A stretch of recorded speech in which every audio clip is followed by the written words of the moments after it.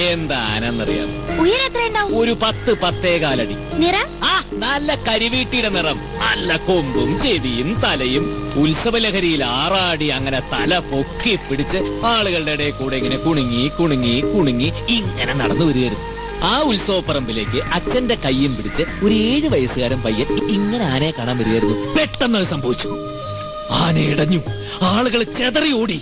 അച്ഛന്റെ പിടിവിട്ട് കൂട്ടം തെറ്റി ആ പയ്യൻ എത്തിപ്പെട്ടത് എവിടെയാണെന്നറിയാമോ? മതം പിടിച്ചു നിൽക്കുന്ന ആനയുടെ തൊട്ടു മുമ്പിലേക്ക്. ആന ഇവിടെ, പയ്യൻ ഇവിടെ. ആന അടുത്തടുത്തേക്ക് വന്നു, തൊട്ടടുത്തെത്തി. അവൻ പേടിച്ചു വിറച്ചു, കാലങ്ങട് പൊക്കി.